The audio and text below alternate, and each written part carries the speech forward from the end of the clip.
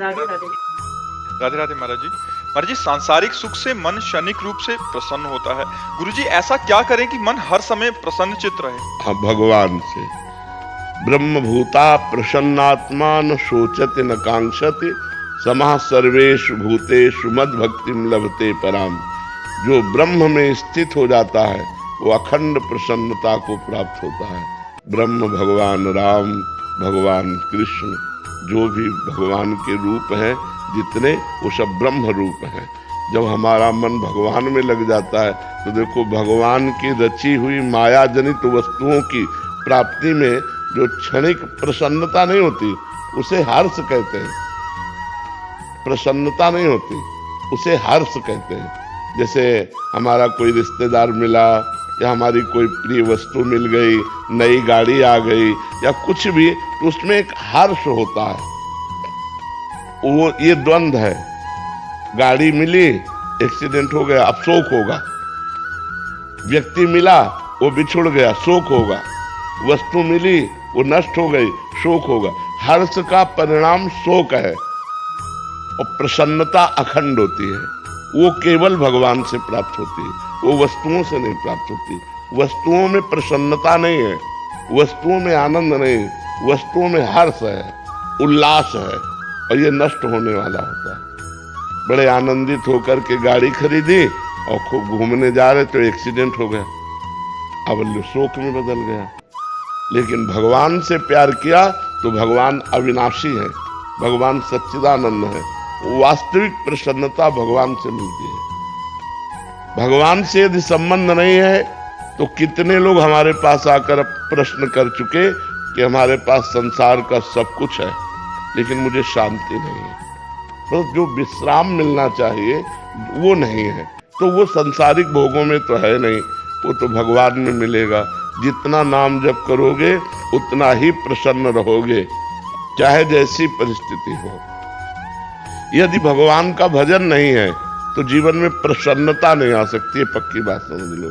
आजकल बहुत लोग डिप्रेशन में जा रहे हैं, अधिकतर लोग डिप्रेशन में जा रहे हैं। क्यों?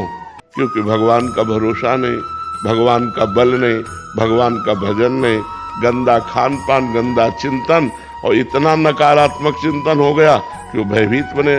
डिप्रेशन वाला आदमी हर समय भयभीत रहता है, वो कल्पना कर कर के परेशान रहता है। इसलिए हमें लगता है कि हम ओवर थिंकिंग से बचने के लिए, डिप्रेशन से बचने के लिए, अशांति, भय, दुख से बचने के लिए भगवान का आश्रय लें और भगवान का नाम जप खूब करें, भगवान की कथाएं सुने और भगवान की सेवा करें। घर में ठाकुर जी जरूर विराजमान होना चाहिए।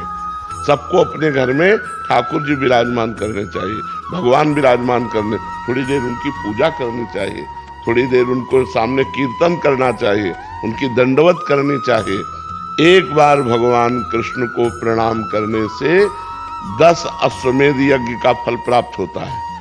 10 अश्वमेध यज्ञ का फल प्राप्त होने वाले को पुनर्जन्म होगा, क्योंकि पुण्य नष्ट होंगे लेकिन कृष्ण प्रणामी न पुनर्भवाए।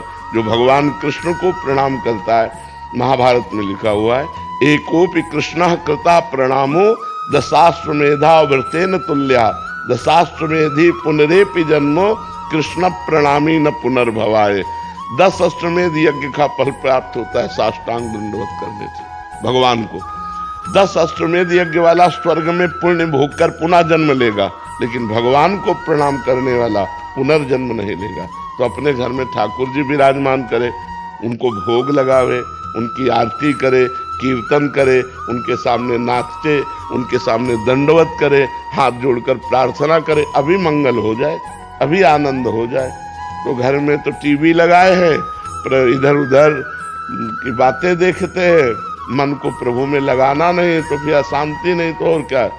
अब जिसको देखो मोबाइल में लगा रहता है, जिसको देखो मोबाइल में लगा रहता है। 1 मिनट भी मोबाइल से अलग रहना पसंद नहीं है कि शांति से बैठकर भगवान का चिंतन कर रहे हैं, शास्त्रों का स्वाध्याय कर रहे हैं, ठाकुर जी की सेवा कर रहे हैं। मोबाइल में इतनी प्रीति हो गई कि अगर ठाकुर जी की सेवा होगी तो बगल में रखा रहेगा वो, और वो कुन्न कुन्न करता ही रहता है तो मन एकाग्र नहीं हो पाता, ना ठाकुर सेवा में ना भजन में। तो देखो किसका मैसेज आया, देखो किस